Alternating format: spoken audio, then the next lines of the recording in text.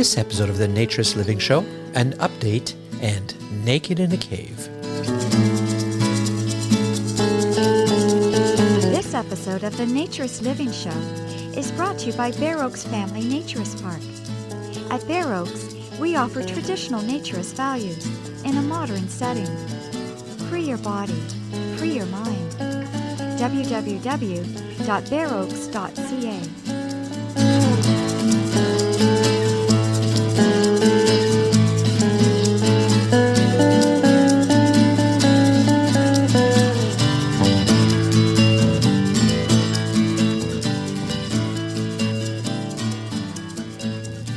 Welcome, dear listener, to episode 168 of the Naturist Living Show.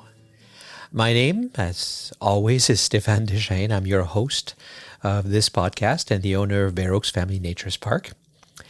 And this episode is, it's a long time in coming, a long time in coming. And I need to start with an explanation because I owe you, especially all the fine folks who have been donating money towards this show so that we can support Samantha and the production of the show. There hasn't been an episode for quite a long time, and there's a very sad reason for that.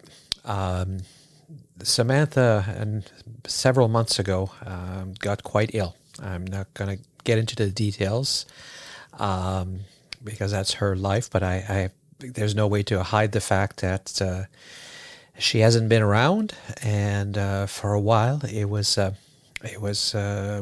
we were going to see her again, that she was going to make it. And now she is back and she's on the road to recovery, but it might take a while.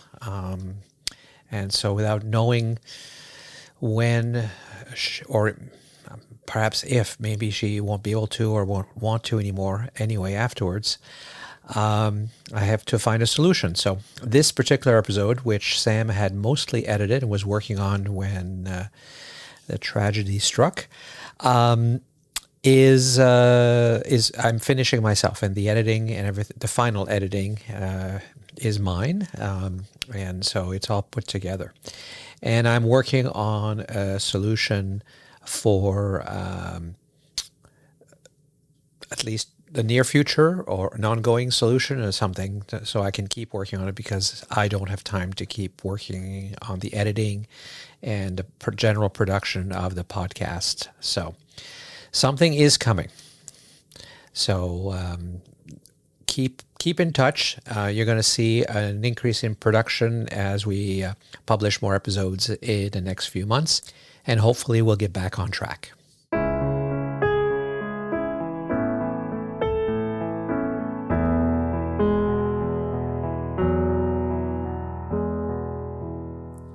So for this episode, Tim Chizmar is back.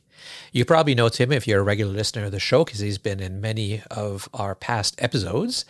And you may also know him if you watch Close Free TV on closefree.com because he's got a regular spot there doing a lot of interviews and segments for that wonderful website. So he gives me and shares with the permission of Close Free and Corky. He shares the audio or some of the raw elements, and so we can use them, and that's the situation here. And he did this last Naked in a Cave because the people who were doing it made the 2024 the last event. And he took Sarah, and Sarah was very new to naturism at the time. She really jumped in, and she has an interesting story and background that we might discuss later in a later episode. But for now, let's listen to the adventure that the two of them went on.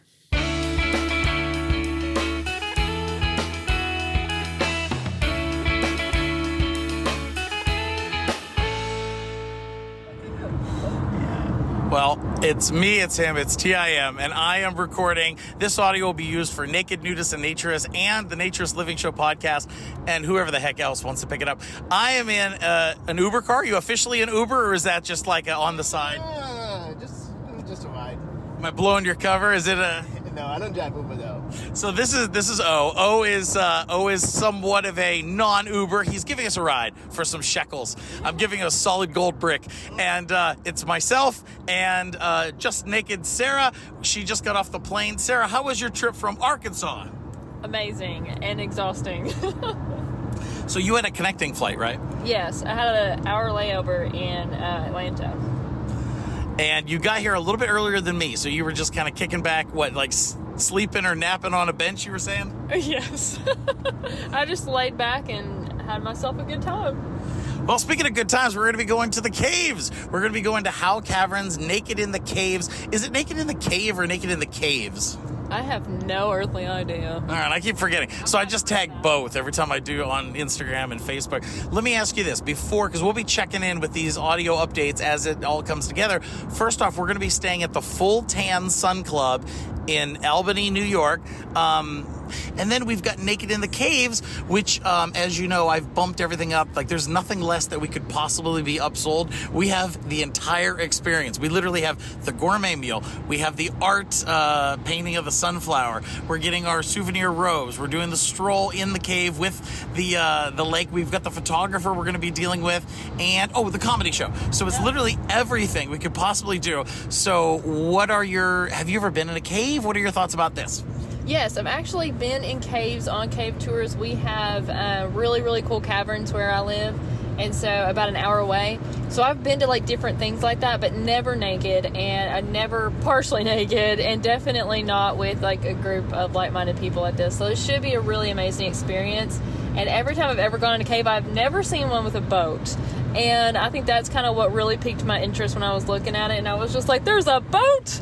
Like, you get to sit down and, like, go through part of the cavern. So it's going to be a really neat, just fun experience. But to have it naked like that, it's going to be exceptional. Yeah, they're plugging it as a body positive, so it'll be interesting to see the kind of personnel that come out for it.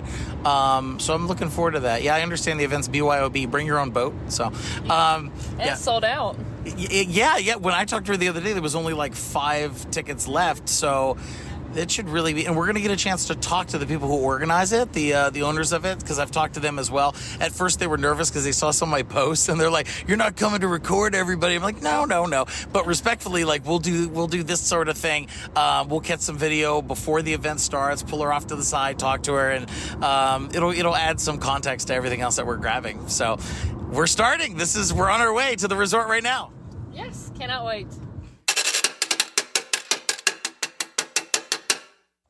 And good morning from Full Tan Sun Club in Albany, New York. So woke up this morning just a little bit before Sarah and went out to the showers/bathrooms area. The only bathrooms are porta potties near the cabins and RVs, or you walk to the outhouse. So having checked out the porta potty last night, I decided to go to the outhouse, and oh my God, it's so scary. Like it's like the great abyss, just this straight hole, And Sarah just came back in the cabin. What did you think of the outhouse and the showers? Oh, they're awesome. I mean, it's better than some places I've been, so. All right. Very outdoorsy, very rustic, very campsite vibes. Campsite vibes. There you go.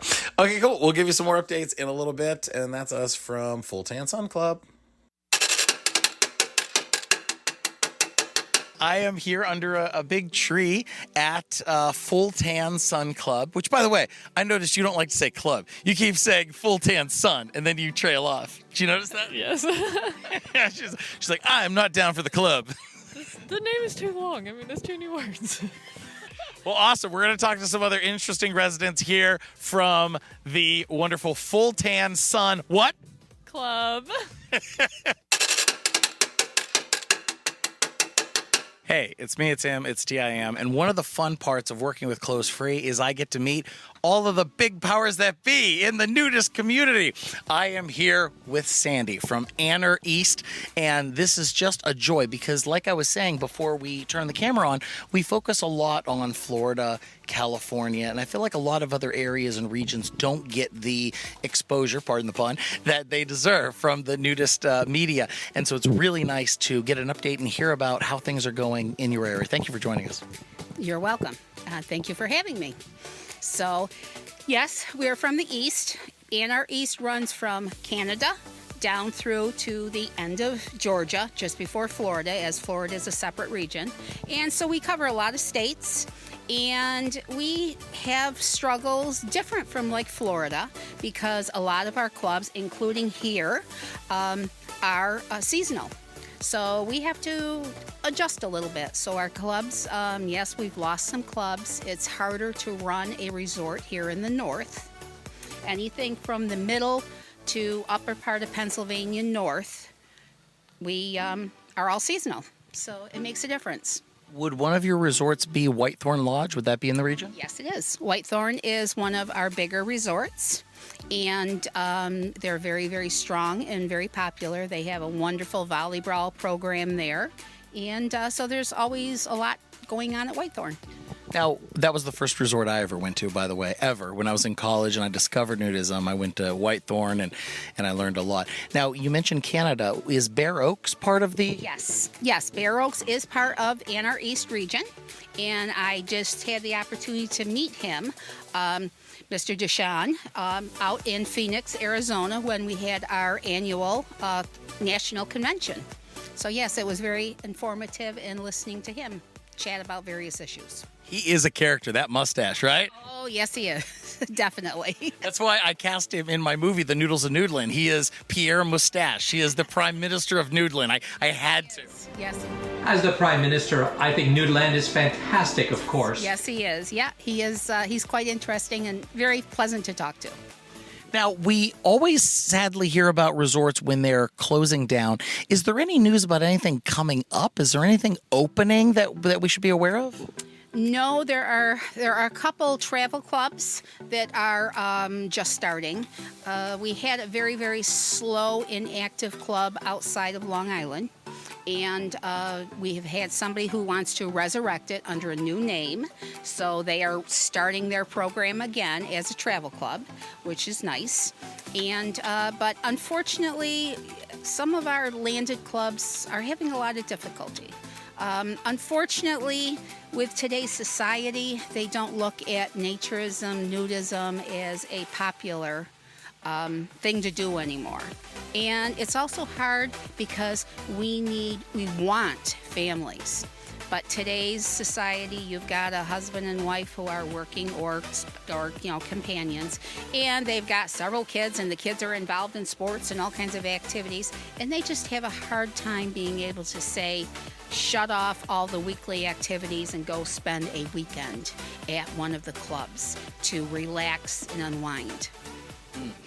Let me ask you, because at Clothes for You, we're always trying to really bridge the gap and try to reach more out there into society and try to increase awareness and get people involved. Is there anything you feel like we haven't done for nudism to make it more mainstream? Is there anything that we, what aren't we doing? What do we need to change? We keep looking and revisiting that question, and there is really no good answer. The problem is we all, as nudists, love it, and we can't spread the word enough, and we still have a lot of issues that we have to worry about. Some people can't do it because of their jobs. Some people can't do it because of their religion. Some people can't do it for fear that their children are going to go to school, and the fact that they're going to have child protective services or something else on their case about being nude in front of children. And that's sad because, yes, we were born in the nude and we practice it, and the outside world doesn't understand that we are very, very protective and careful of our children. When children come to our camps, we are camp parents. We watch out for all of the camp children there. And because, again, we have people who shouldn't be at these campgrounds, and those are the ones that we have to protect our children from, unfortunately, if they manage to get in. And so it's very important that we try to spread the word as much as we can, but there's so much in society today that is like got a door closed to you being able to say that I'm a nudist. And and I myself was the same way. When I worked and I was out in the public eye, I pretty much kept it quiet because I knew the people I worked with would not be having a positive attitude about it. Being involved in AANR, we have a new president. We just had, Linda Weber, the new president of AANR. I wanted to ask you, what do you think about the direction AANR is going, her as the president? Any thoughts on the new president? Well, my first 2 years of being on as a trustee, I sat back and I listened, I watched, figured out what was going on, and tried to figure out what was positive, what was negative. Linda is definitely a positive for AANR. She is new and young, and she has got a lot of ideas that I think will bring AANR forward more. We're concentrating more on social media, and also it's like we need more connection between the different regions. Talk more between the regions and the regional presidents, and to talk about the problems, because it's not just in one region that we're having the problem, it's all over. We've known that there's declines in every region. As popular as it is in Florida, they still have a decline. So we are all facing the same issues. So it needs to be more transparency across the board with all the regions, all the regional presidents. And so I think Linda has already made some advancements in that area, and I think it's a positive. So we will continue to move forward. That's great. Couldn't said it better. Thank you, Sandy. Thank you for talking with me.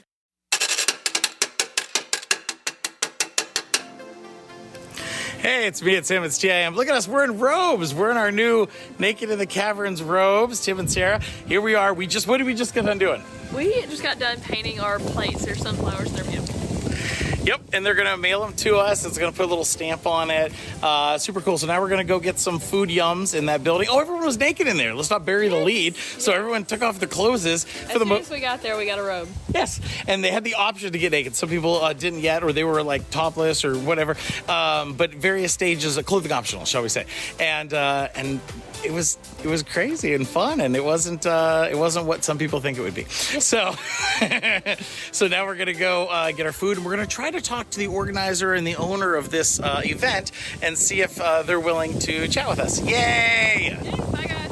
It's me, it's him, it's TIM once again for Clothes Free International. I am here at Nekid in the Cave, Howe Caverns, and I'm here with none other than the originator, the genius behind this idea, April. Where did it come from? How did you get started in all this?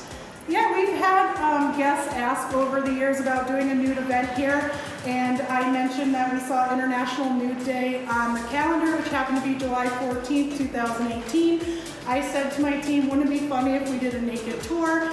And then the management team kind of took it from there, talked to our marketing team, and they thought it was a great idea to promote body positivity, and Nekid in a Cave was born. Now, what has the reactions been like in the community? Has it been overwhelmingly positive, negative, a little bit of a mix? What is that like? Because it's an original idea, and sometimes there's pushback. Yeah, there actually hasn't been a ton of negative. It's been mostly positive. There's, of course, all the jokes about shrinkage and whatnot because of the temperature of the cave. But overall, we've had a lot of positive feedback for the event. Good. But that begs the question, it's the last year. If it's so positive and it's selling out, why is it going anywhere? It's a lot of work. The event, we take the whole year to plan it.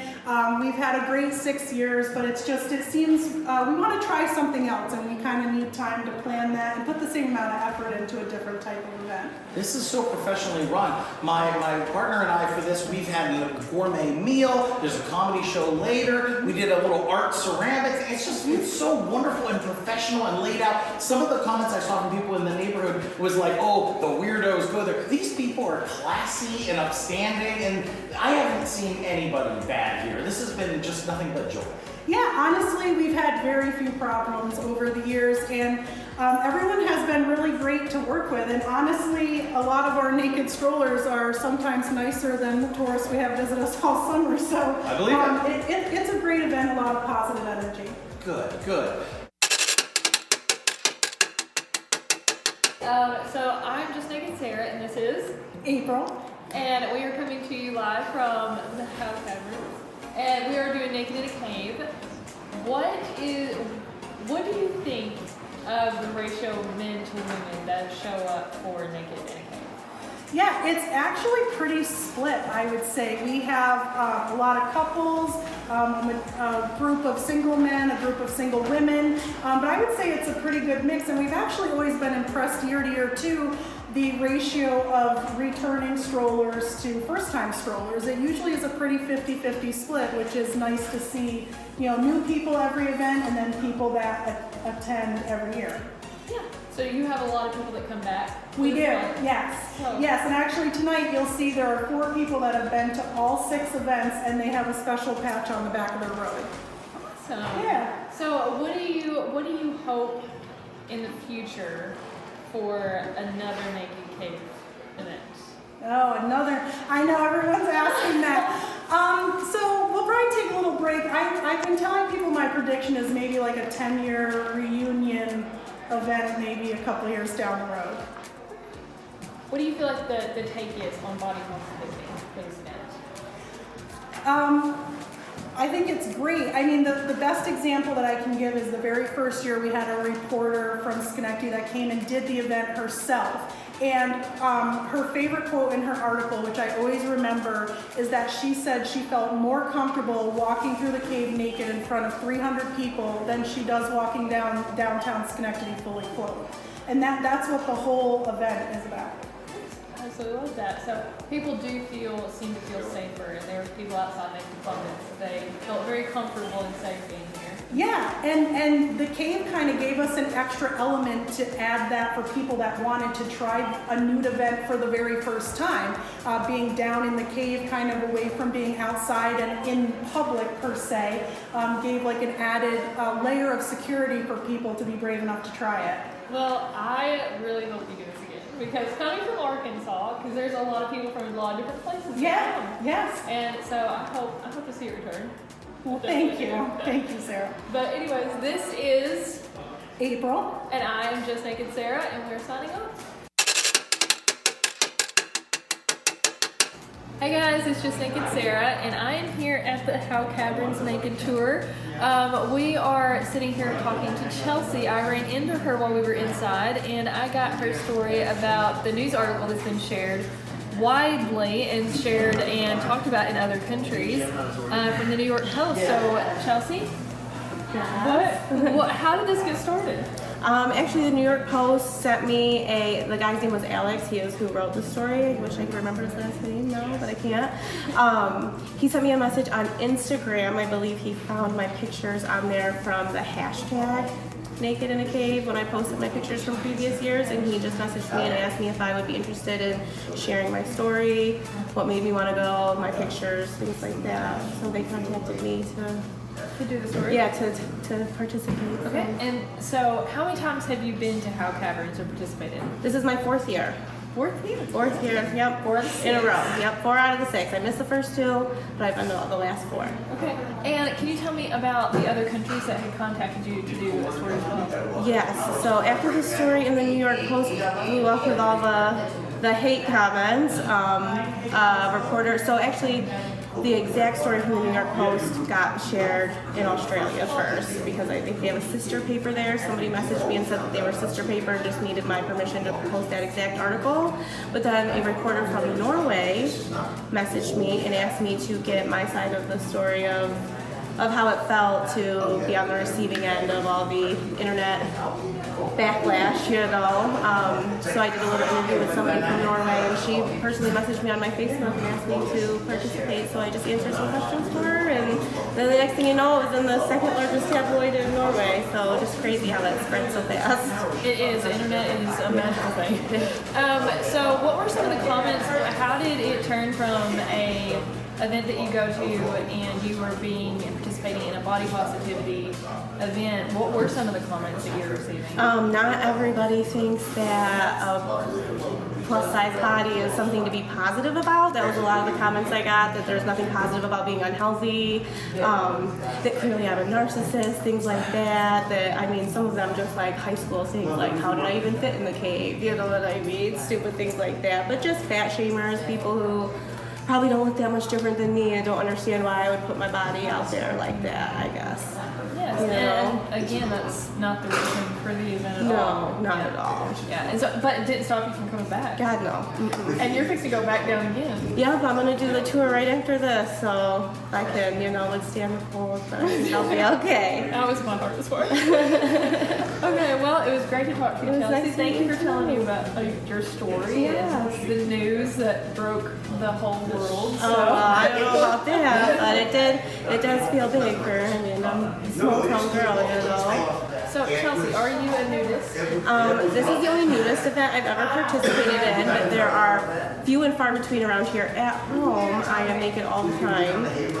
Nudist? Yes, I'm a home nudist for sure, but if there were other events around here, actually since the story went viral, I've been contacted by a group from, I want to say Buffalo, that does a big nudist event out there every year, which is only like 4 or 5 hours, so maybe next year I will expand a little bit, but an at-home nudist for now, and then the Howe Caverns nudist so far, but I would do other things, Yeah, that's Yeah. great. We'll have to get you in touch with some other nudists. A couple actually that approached me earlier was giving me tips on resorts in Mexico, nudist resorts in Mexico that they go to, so that's cool.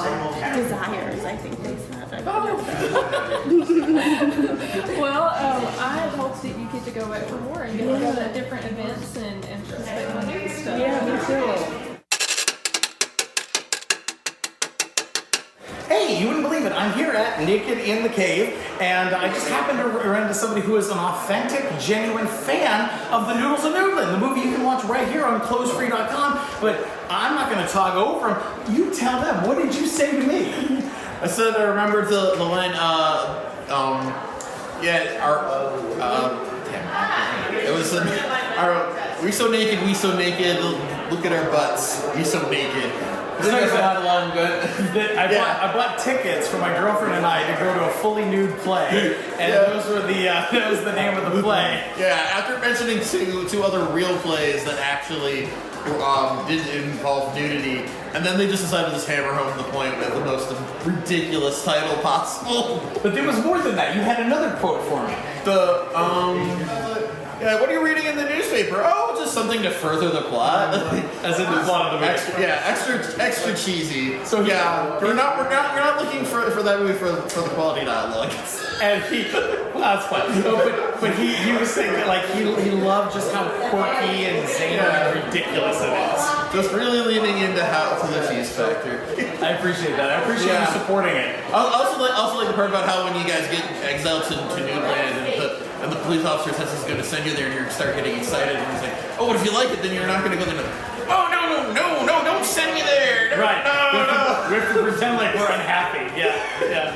Well played, sir. Thank you. I genuinely appreciate that. That is awesome. Yes. Thank you. Appreciate you. You made my day. Yes, and you made my day too.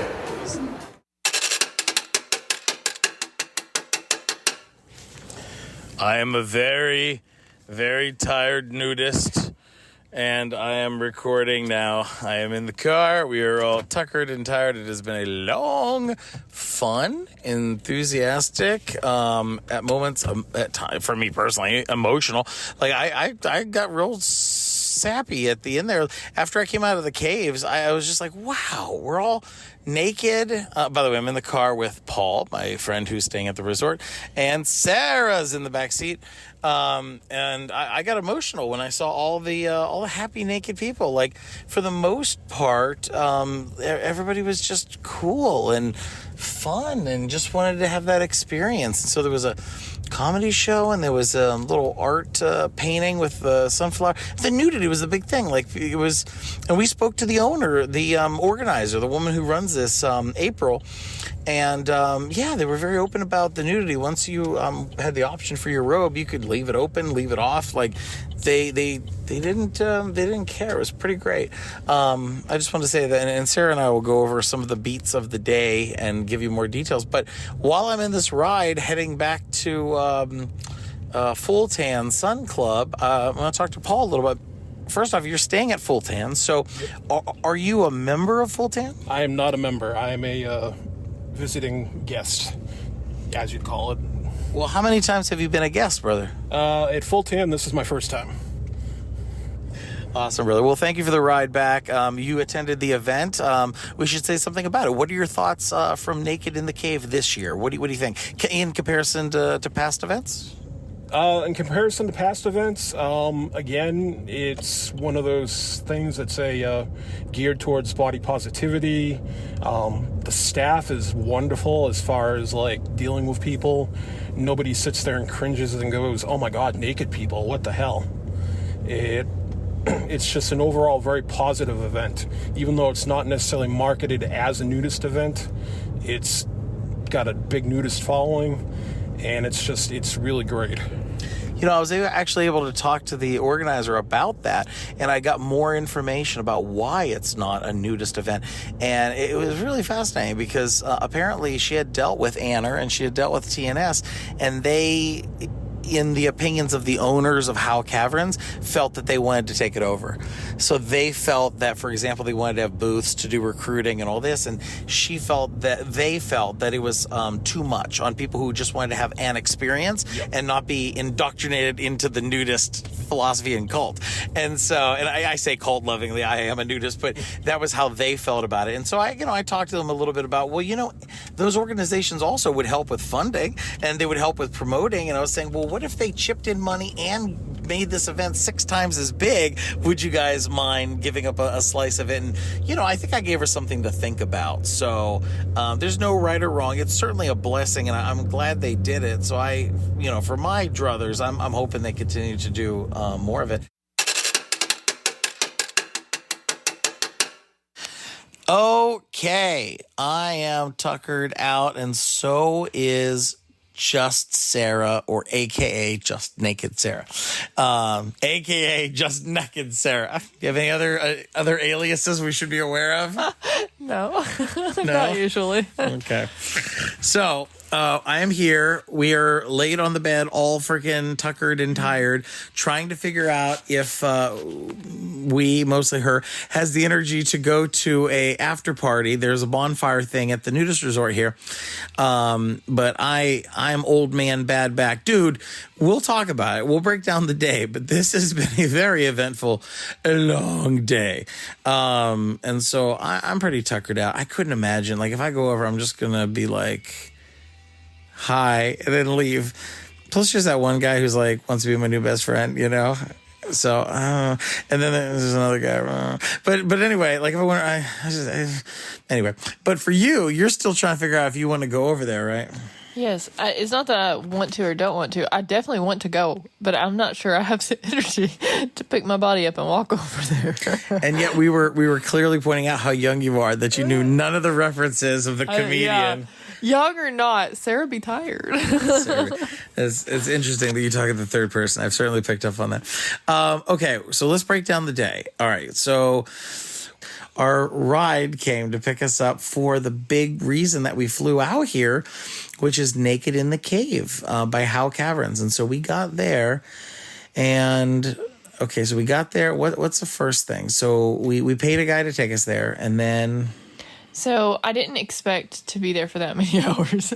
When we got there, it was like 2:30, and they would not allow anyone into the building or into the places where they were hosting any of the events until the event started. They were very, very strict on when they were allowing people into what, and when. And so that was pretty interesting, but they also had a very set schedule. They had... all the kinks seemed to be worked out of the whole situation, and they thought of everything. So it was very organized. It was very detailed. It was really well. But when we got there, we went straight over to start our little arts and craft project to make our plates. And before we went in, I was rather pleased by the people. that the people who had gathered to go to this seemed to be really cool. There was a vibe. I go to a lot of Comic-Cons, and one of the things I love about Comic-Cons is I feel like at any time, anywhere, any place, you can lean against a wall, and the people to your right and to your left are like 99% cool. And that's how I felt about this event. Just like I could spit and hit somebody cool, and they don't want to be spit on. But my point is, everybody was pretty cool. And so like there was a rather large fella who was visiting here at the resort, and he had offered us a ride there for free because he was going there anyway. But we had another gentleman who I was paying $100 to take us, and he was on his way here, and so I didn't want to tell him to turn around. And so my point is that guy was super cool, and we got to hang out with him a little bit. Paul, you heard audio from a little bit ago. And then there was other people, and we got compliments. You and I were wearing matching undercover nudist shirts. Yes. And so we got multiple comments about that, which was fun. And we had that was the name of the gentleman who gave us the ride. We had pull his car over to the side by Howe Caverns, and we took some video and some pictures, and that was fun. So then when we got there, yes, we met some cool people and blah, blah, blah. That was really cool. Some people were recognizing me. Some people were recognizing you, which always makes us feel good. And then we went in, and before the painting, is it painting? Is that what you call it? Mm-hmm. Because it was like they're going to fire it in a kiln, and they're going to mail it back to us, and it has like a Howe Cat. It's like a souvenir thing, and we got to paint it like arts and crafts kid style, which was fun. Nice throwback. But we got these yellow bags, and the yellow bags had our robe in it and had bracelets for the various things, because there was all these upsells, the meal and all this other stuff. And so we got our bags, and we were able to get naked. People were either in their robe or naked or in a various stage. And how was that experience for you? At first, I wasn't really sure, because I had been told by other participants that you weren't allowed to be naked just in the cave. That you had to keep your robe on for certain things. That you didn't get your robe and things like that until you got to the cave. Yeah, I thought that too. Yes, and so there was a lot of different stories, a lot of different people telling you different things about how it works. But ultimately, we got to get naked as soon as we got let into the first event, and remain that way for the remainder. And so I really liked that. Because it got everybody off to a really good start. There was a lot of people, women and men, that were very comfortable with just being completely nude or partially nude or having their robes or what have you. And I thought that was it was an amazing experience, because no matter if you were partially dressed or fully nude, you were accepted, and everyone was talking to each other and making friends and connecting. And so it was really unique. There was a guy at our table who was talking about his sci-fi thing, and he recognized me from something with Noodles or some project, and that was cool. So anyway, so the walk from the painting area to where the meal was going to be, because that was the next thing on the agenda, right? Was the food? Is that right? Yes. Gosh, it seems much longer. But anyway, so we went over there, and then there was a naked dude in the parking lot, which I was like, can we just, because we had our robes at that point, but I was like, can we just be naked? Because nobody else was naked out of their robes. There was a guy wearing the robe when we showed up, and then everybody else was naked in the room with the painting, and then put their robes on. And then when they went outside, they kept their robes on. He was the only person I saw who was out of his robe. He was naked by his car. And so when we were all waiting to go in for the food, and there was some great conversations, some cool people, there was a guy who was quoting lines from my movie and stuff, and just the people we were around were really fun. We were arguing about lightly whether or not that comedian was the guy from The Sopranos, and all just kept going back and forth. But anyway, I motioned to the woman who organizes this, April, right? Mm-hmm. And so I got April to go around to the side. She was wearing a sunflower shirt, which is silly and wacky. She reminded me of the kind of woman who should be like a preschool teacher. Yes, absolutely. She gives preschool teacher vibes. So she comes out, and we're talking, and just because of the phone conversations I'd had before, she seemed a little leery. And I found out why later on, but she seemed a little leery about nudists. And so, like, when I had been posting and hashtagging naked in the cave, I'm covering it for clothes free, blah, blah, I'm a nudist. And she called me. It was like, I just want to let you know this isn't a nudist event. And I was like, but we're all getting naked. And she's like, it's not a nudist event. And so like, I had my cautionary gloves on when I was dealing with her because I wanted her to like me and I wanted her to like us. And I wanted her to be open to conversation and stuff. Because the last thing I wanted was to do a write-up, because I'm writing an article about this, do an article and do audio and do video for Clothes Free and not have the woman who's organizing it be a part of it. Like, I don't want it to be about it without actually involving her in it, even in a small way. So when I talked to her, I was like, I hope she likes me. And she was really smiley and nice and cool. And she recognized that, like, we were there to genuinely get her opinion and stuff. And, anyway, at that point, I asked her a couple of quick questions, and one of them was about the nudity, because I wanted to make sure we were following the rules. And I'm like, there's a naked guy in the parking lot, and, so what is the rule? Because I'm wearing a robe right now, but, if I don't have to, I'll take it off. And she told me that the rule was once you have your robes, you can be naked up there. And she said, we know about that guy in the parking lot, and his problem is he's drinking. He's partying too fast, too early, and we're probably going to ask him to leave. And I was like, So I immediately opened my robe, and we set up Sarah and I was going to, I was going to do an interview with her later on when it worked out time-wise. And she assured us of that, which was really fun and cool. So then we hustled back. I ran back to you guys all, and I had my robe open, and I sat down and I explained that situation. Like, more people were getting naked and stuff. And then we went into the meal. Is there anything else you want to say as we led to the meal? No, I think that just like sitting there and connecting with so many people and learning about a lot of different people and talking to them about natures and nudism was really unique, and it was a lot of fun to be able to connect with that many people and for them to be so open and honest and want to sit there and connect with random strangers is something unique about this community. So as far as the meal goes, it seemed to be a little wackadoo how they organized who was sitting where, right? So we went in and they were splitting based on who had paid for what. They split some people up. Like, if they paid separately but they were still friends, they couldn't sit together. Anyway, you and I, because I paid together, we were able to sit together, but there was empty seats in front of us. So it was just the two of us on a 4-person table for most of the meal. Just like we were eating dessert when they finally sat another lady down. But there were some cool people behind us we talked to and around us. And everyone's wearing their robes was what they asked for in the eating area because of hygienic reasons. And what would you say about the meal? So it opened off with, we had our bread and... Was it bread and salad first? Yeah. So they offered us an alcoholic beverage. So we had some booze. I had white wine. What did you have? I had a Corona beer. Okay.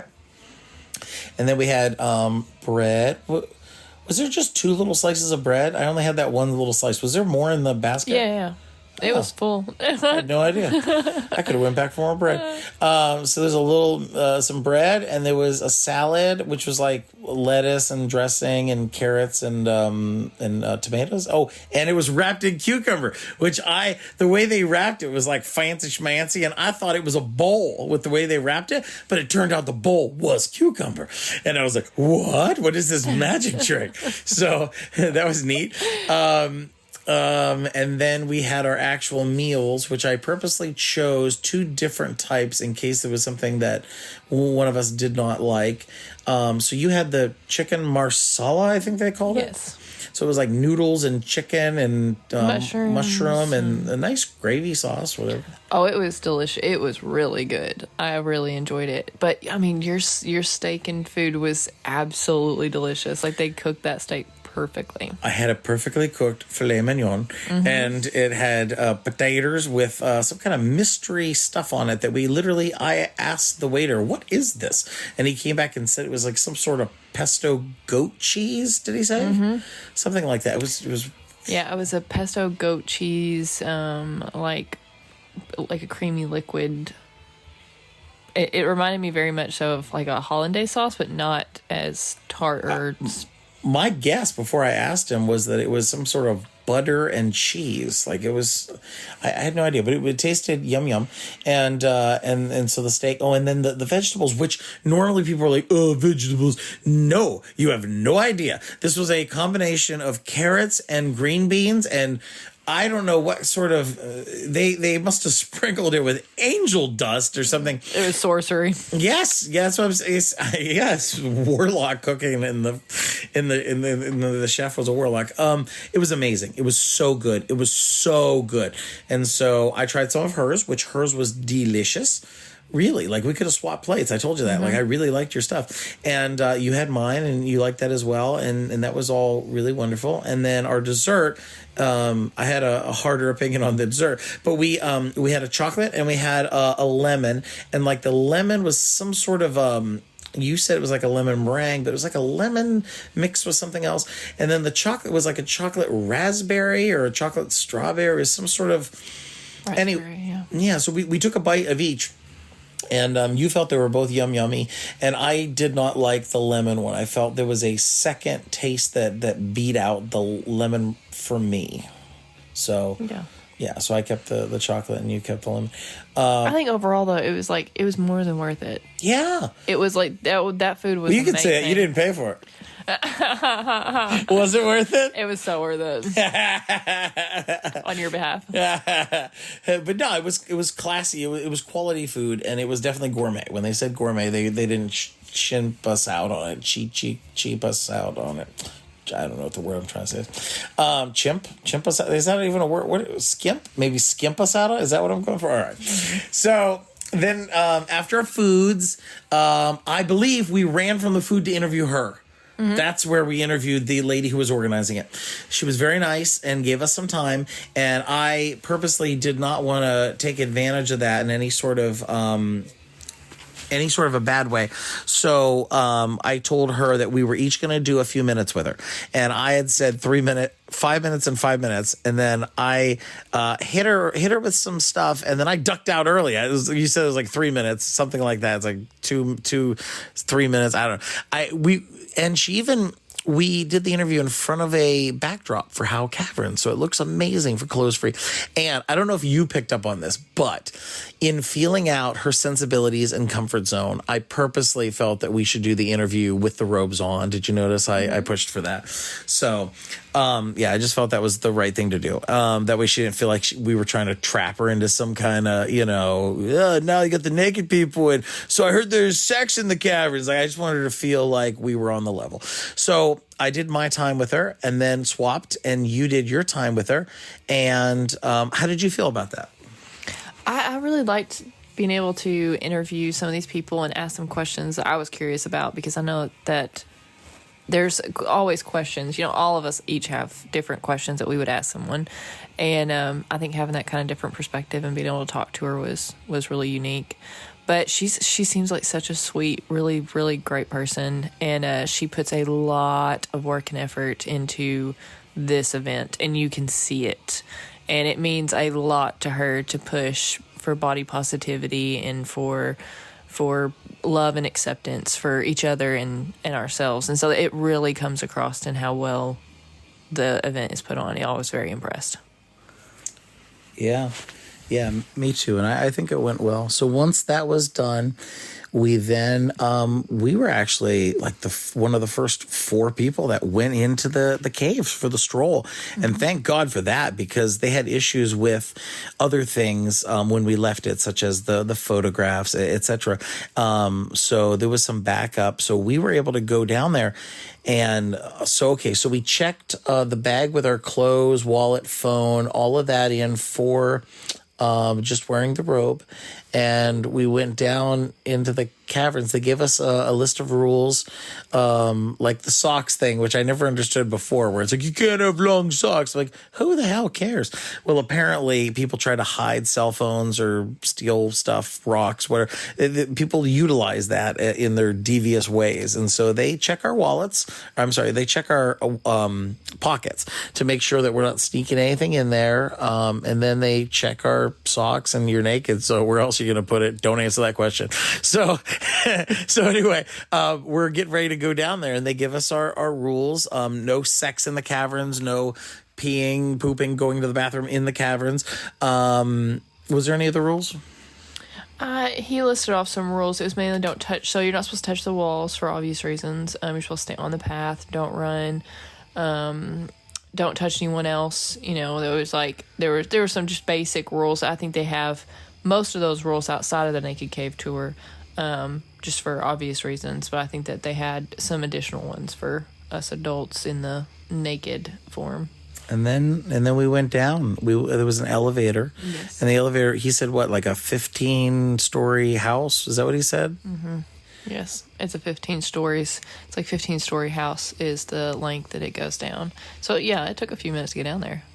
And then when we did, it was we checked our robes and we went on our stroll. And what a stroll it was! I mean, it's almost one of those things you had to be there. But we're doing our best to repeat it for you. It was like the Bat Cave. It was like if you've ever been to Disneyland and been to Pirates of the Caribbean or It's a Small World, especially when we get to the boat ride part. But we're in caves underground with dripping water and moisture and stalagmites and glass sculptures and structures and what looks like giant earwax and streams and waters and rocks and metal poles that you can hold on to when you're walking on the path. They had lights that were lit things up like a giant Christmas tree, like red and green and yellow. You could look down caverns. You could look and see the water starting to get more and more as we headed towards the boat ride. But this is off. And then they had people along the way. They had like somebody playing music and they had somebody offering hot chocolate and cookies. And there was a spot where we could take pictures that we would get later. What are some things that jumped out at you before we got to the boat ride? I really loved the pictures, but I also really loved the signs that they were wearing. So it was very much so about body positivity, and I thought you were gorgeous before I seen you naked, and things like that were very like uplifting, and you could tell that they were very much so homed in on the body positivity side of it, and which I really loved. And I think that every single time that we come across one of the workers there, one of the employees, and no matter what their aspect was or what their job was, they were so kind and so generous and just very engaging. So you could tell there was no one there that hated their job. And so they were just having as much of a good time as everyone else was. But the cookies and the hot chocolate and the time and the effort they put into the different stations and where they're placed and what all's involved in the signs and they put so much time and energy and effort into this, and you can tell it's very thought out and it's very much so very focused on being body positive and loving and caring about others. Then we got to the boat, and when we got to the boat ride, it was a boat that they gave us. They gave us a towel and we sat on it. It was a little, what kind of a boat would you call it? The only way I can describe it is like an amusement park. It reminds me of like some little boat ride. Mm-hmm. So a little mini boat. So then we're in it and they start pushing it off with the sticks and off the walls. And the water had been rising on the way towards this area where you could be on the boat. And so then do you have any guesstimation or anything like how far you think we were, in the time wise or distance wise or anything? I think the entire boat ride lasted about 15-20 minutes. It wasn't really long, but there was so much to see along the way, and there was so much history talked about. And I believe the boat held 12 people, and so when we actually started getting going, it was really neat just to watch them navigate the water and moving the boat along and things like that. So it was a very unique experience. And then once we got to the end, you can't see it from that angle or that direction, but you can hear that there is a waterfall. So that water is running off the side where it's kind of gated off, and that's where we kind of turn around. But yeah, it was a really unique experience. And then we headed back. On the way back, we were able to see a lot of the things that we had passed on the way forward, and then a lot more people were coming down. At that point, I mean, the event was sold out. It was like 350 naked bodies, and we saw it was 21 and over was the age, because of alcohol, and she didn't want to, they didn't want to deal with, the kid issue and families and stuff like that with the community. But so 21 and over, but aside from that, it was all ages. There was some racial diversity. I saw about 3 black folks, and in general, it was just all the people who were fit and people who were tattooed and people who were elderly and people who were overweight, and it was really, it made me very happy. And later on, I would say after we got out of there and got our pictures and stuff, I got hit with the feels at a certain point. But it was really lovely. Anyway, towards the end of the cave, we had our opportunity to go through the squishy side where it was like starting to get tight on the sides around us. How was that for you? That was really an amazing experience. So it was really beautiful just looking, and I almost walked into a part of the wall which was already very narrow, because I was looking up, because it goes up quite a ways, several feet, but it's not very far, like it's not very wide. So it's all, I think the most narrow part they said was like 1.5 feet. They said. Yeah, 1.5 feet. And so it got quite narrow in more than one place, and it was quite a tight fit, but it was so beautiful. It was so gorgeous, and it was it was like a twist and turn everywhere you go. It was just another thing to see, and it was just an incredible experience. I wanted to climb up. That's what I kept feeling. The more it closed in on us, I looked up and I would see these dents and ridges, and I was just like, I could climb up this side. Yeah. There was lots of twists and turns and contorting your body to get around that little narrow passage. But it was definitely worth it. It was a beautiful, beautiful cave. So we got out of the caves, and we were able to get back our clothes, which was important because I had my wallet, and I knew that when we had posed for pictures with a photographer, which, by the way, they had an assortment of like hats and silly props, to which I at one point did a single picture wearing like a fedora and a magnifying glass, like I was on the case trying to solve a crime. And you, on your own, did like a birthday girl. Was it like a birthday hat? Yeah, and a boa.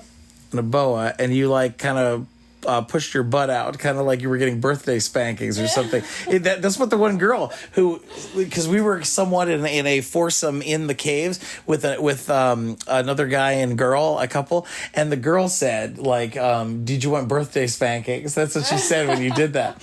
I don't know if you heard her. Yeah.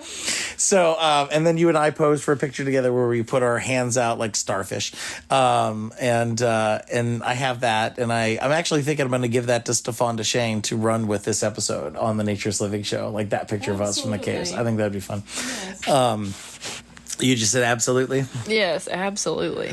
So okay, so we had to get money to pay for that, and then there was some issues where they were trying to work out the technical stuff. I guess in the past, when they took pictures, they would give people the flash drive, but the problem is sometimes they would put the wrong pictures on the flash drive, which is, you don't want to leave with somebody else's picture. You don't want somebody to leave with your pictures, so that's not good. So this year, to try to circumvent that, their options was either to print it out in physical, and or email the picture to you.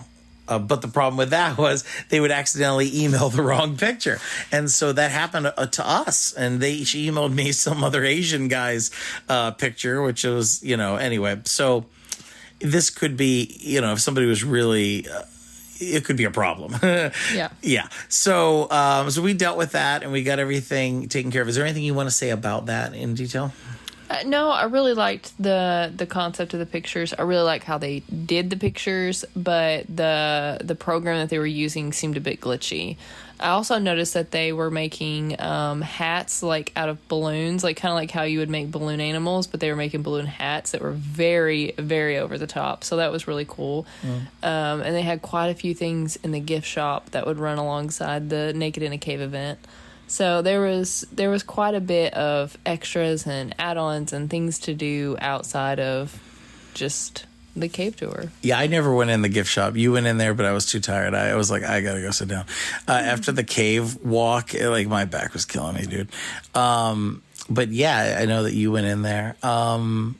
There was a musician who was playing music in where we had our gourmet meal, and then later had the comedy.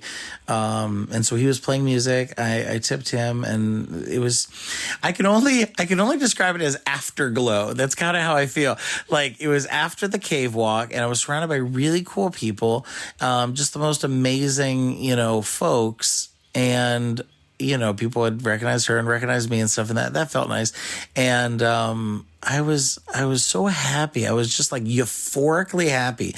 And I posted some pictures on Twitter and was talking about it, just like how happy it made me. And I guess it just hit me that like not everybody lives like this, and people don't have these experiences. They don't do these things. And I was just like, oh man, like I really wanted to like do more of this kind of stuff. I guess I felt the same way that I did when I did the beta breakers. And I remember this guy, this nudist who I rode down there with, and was driving back. It was me, Lillian, and him in the car. And he had made this comment to me because I had gotten in the face of a ranger about this BS where he wanted us to put our clothes back on at an event that's clothing optional, and he was clearly wrong. And I called him an idiot, and I really stood up for all of us, and then later called him on the phone and again doubled down on you were an idiot. And he apologized to me on the phone and said, I'll never know the real truth, but either he had his own misconceptions about nudism and wanted to go rogue for himself, a rogue ranger, or he genuinely didn't know, but he had to have known. Like, there's big posters and signs, like everybody celebrated the whole nudity thing. So he claims that he was wrong and that he got, reprimanded and told the way it was supposed to be, and that there are these, and he listed these permitted events in San Francisco. And he's like, okay, yes, you can be naked for 4 World Naked Bike rides, Pride, and beta breakers. I'm sorry, I apologize, blah, blah, blah. Anyway, but my point is, by doubling down on that and then doing an article later for Anne and doing an episode for Stefan, I felt really fulfilled in a way that not a lot of other stuff makes me feel. And so, my point is, the guy who was in the car told me, Tim, you've just experienced the joy of activism. That was his quote to me.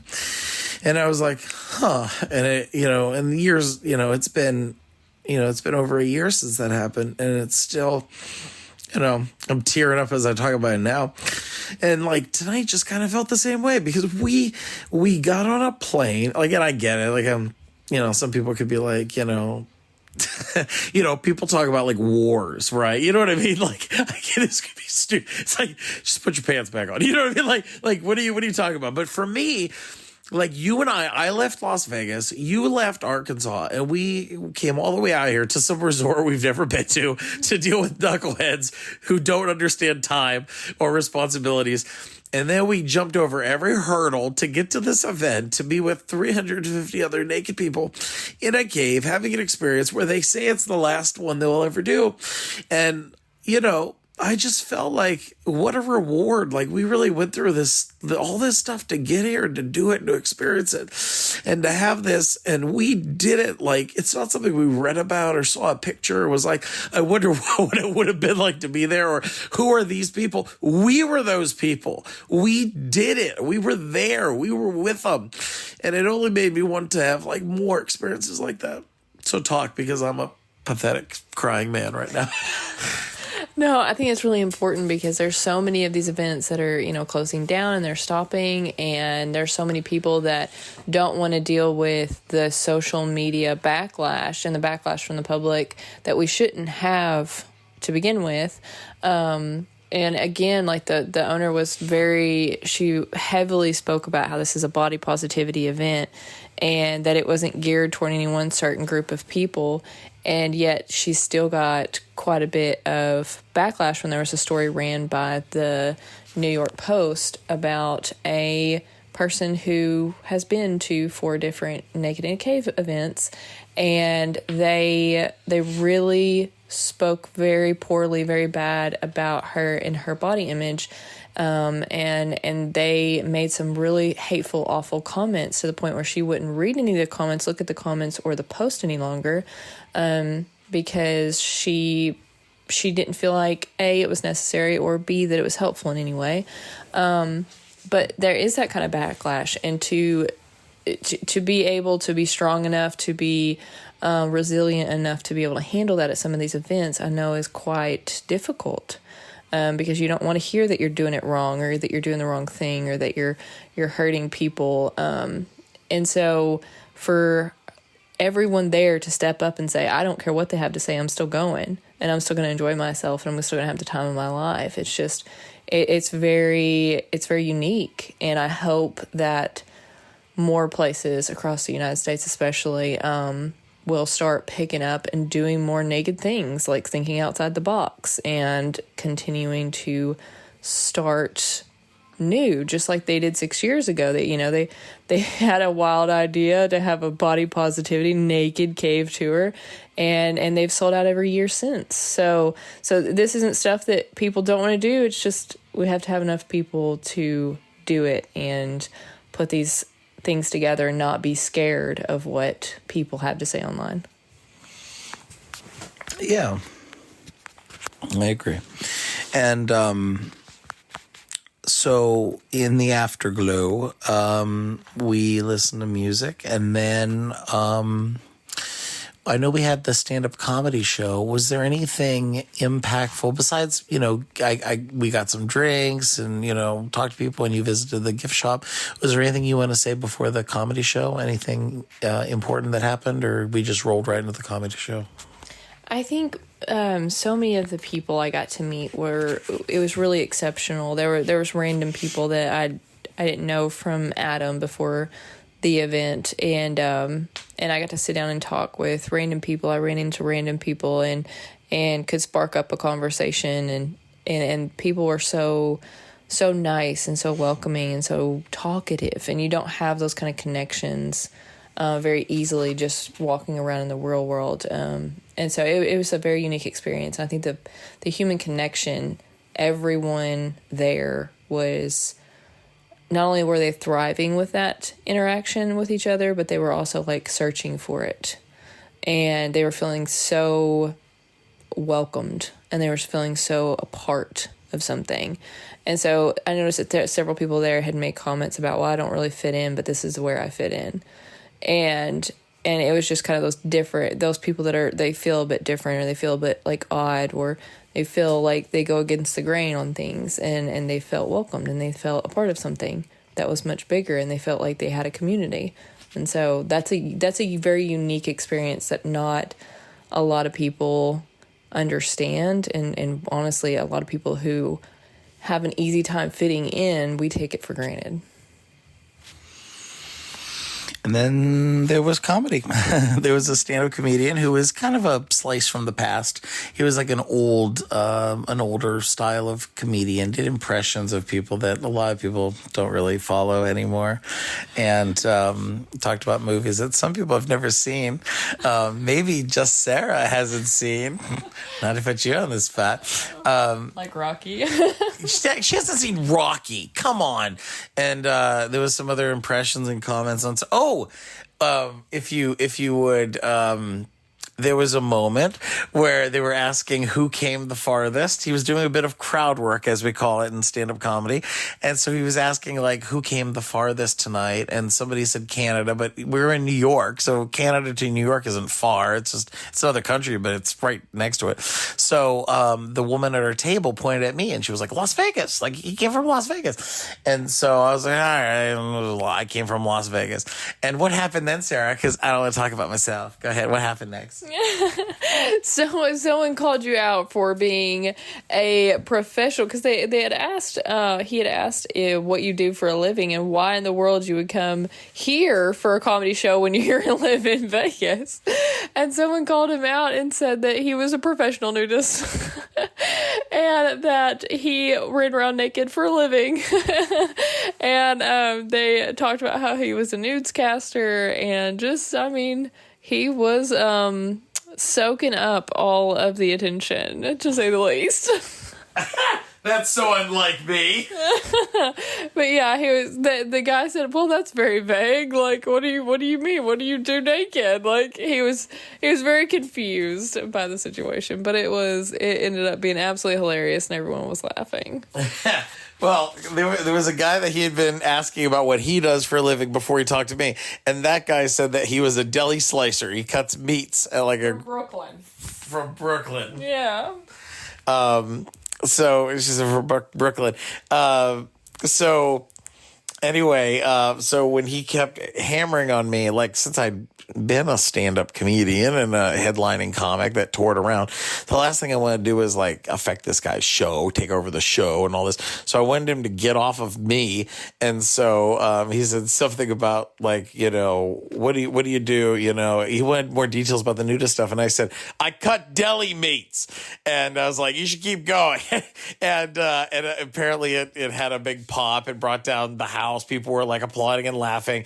And so I stood up for a second and just, you know, acknowledged it, then sat down, and he got it and he moved on. And it was a good moment. I turned around and gave a thumbs up to the guy who literally said he's a professional nudist. And there was enough people there who knew who I was. So all I had to do was be like, you know, because he's, you know, what do you mean you and I'm just like, you know, pointing at people like, you know, this could take over the show. But then, so I just shut it down fast. But anyway, yeah, it was a great experience. You know, he did his thing. And at the end, we rode back to the resort with that gentleman who had offered earlier since he was staying here. I got a little audio from him on the way. I think I'm going to send it with all these other options for either Naked Nudists and Naturists and or the Naturist Living Show for Stefan Duchesne, which, by the way, Stefan's name came up when we interviewed the director of AANR East because Bear Oaks, his resort in Canada, is part of her region. So that was pretty cool.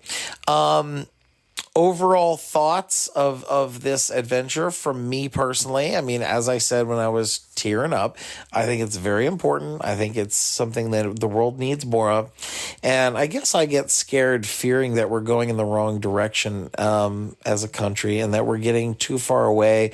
All you have to look at is the resorts that are closing versus a resort opening. When was the last time you heard about a resort opening? All we hear about is things closing. All you hear about is losing nude beaches. And, you know, it has to be something outside the box. It has to be something really... I think the thing that's going to save nudism, naturism, you know, is going to be something that people aren't going to like. I think it's going to be, you know, so culturally shifting that it'll be divisive. And a lot of people will be kind of wanting to fight against it, but it'll be better in the long run. I think we're going to have to run into some like growing pains in nudism is how I feel.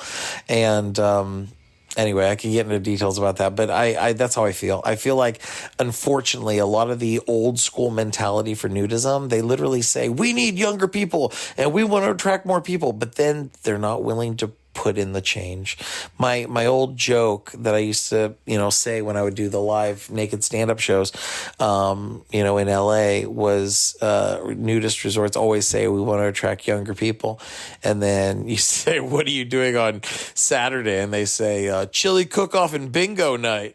And I'm like, so you're not practicing what you preach. Young people want to dive into the pool and play loud music and be stupid because that's what you did when you were young.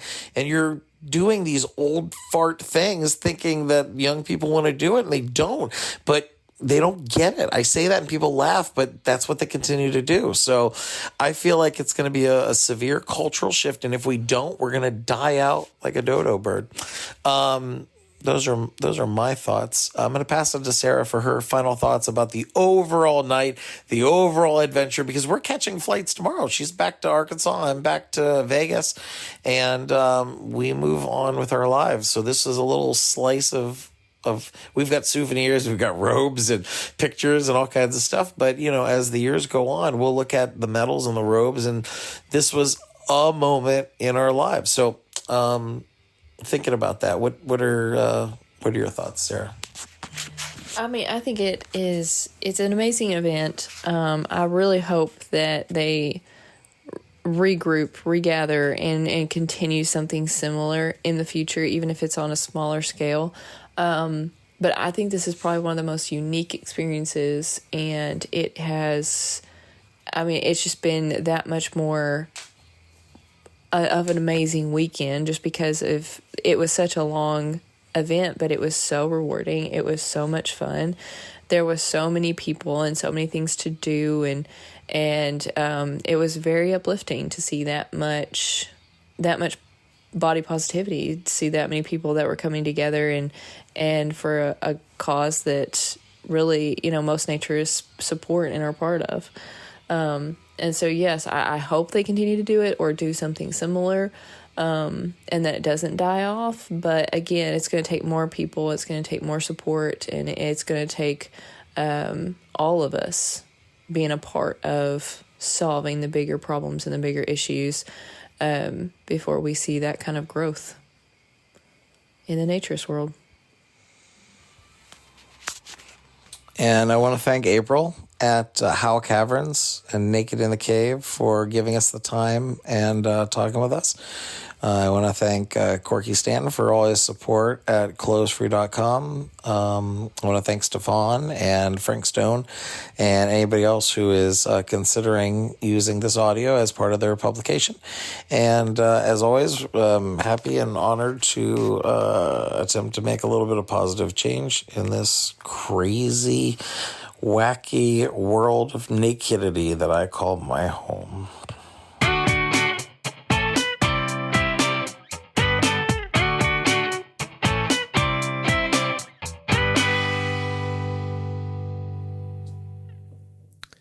So yes, that final event at Howe's Cave, the last Naked in a Cave, was in 2024.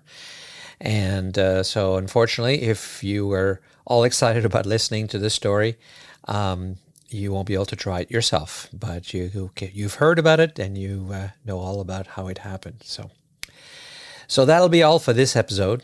Again, more coming, and I'm sorry you're not going to hear from Samantha in this particular one for the reasons I explained at the beginning of the show. I hope, and I've planned so that we will start publishing again on a semi-regular basis, at least once a month, maybe a little faster in the beginning as we try to catch up and the year comes to an end. If you're listening to this at later, because all of our episodes are forever available, it's December 2025, and so I hope we can get back on track very soon, because we really appreciate all the support from everyone who kept donating despite the fact that we were not publishing. And that money is not lost. That money is going to go towards production. It doesn't come to me, as I've always said. And we will be continuing on. And I have some people I'm talking to, and I have some ideas in mind as to how we can keep going with the show. So again, my name is Stéphane Deschênes, and I'm your host for the podcast and the owner of Bay Oaks Family Nature Spark. And the Naturist Living Show theme music is The Day We Met by Mark Hodges.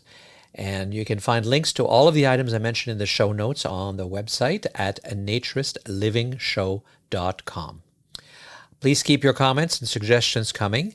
You can reach us in a variety of ways, but the show's email address is contact@naturistlivingshow.com. And you can find also the other channels on our website, naturistlivingshow.com, of course. I hope you enjoyed the show and that you'll join us again for the next episode of the Naturist Living Show. This episode of the Naturist Living Show was brought to you by Bare Oaks Family Naturist Park. Traditional naturist values in a modern setting. Traditional values means that naturism is more than just taking your clothes off. It is a life philosophy with physical, psychological, environmental, social, and moral benefits. Bare Oaks Family Naturist Park strives to promote those naturist values in a modern setting that provides the amenities and services that our members and visitors expect. Free your body, free your mind. Learn more at www.bareoaks.ca.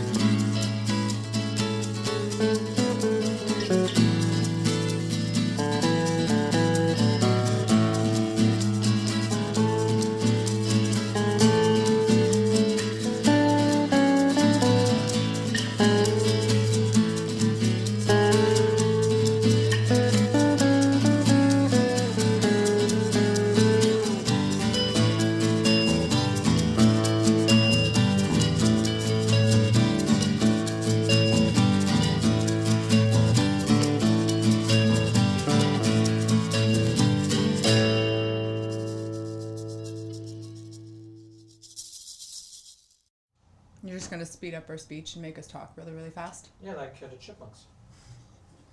Albany and chipmunks. Christmas, Christmas time Exactly. is near. That's good. Time for joy. Did you actually perform in those? I may have had to sing that song at one point in my life. I will not confirm or deny. Fair enough. My mother, I'm sure. You started recording again? Yes, you I did. did start recording. Okay. So we wouldn't forget. 2 claps. Ready? I start, right? Yes, you start. I'm just making sure I know what I'm saying. Okay. Since 2008, the Naturist Living Show has been presenting topics related to naturism and discussing issues of interest to naturists. My name is Stéphane Deschênes, and I'm the host of the podcast.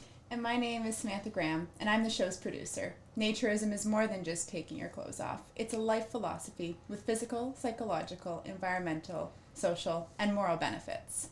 Visit us at naturistlivingshow.com or find us on Apple Podcasts, Google Podcasts, Spotify, and many, many other places.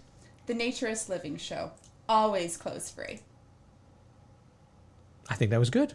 I think that was good too.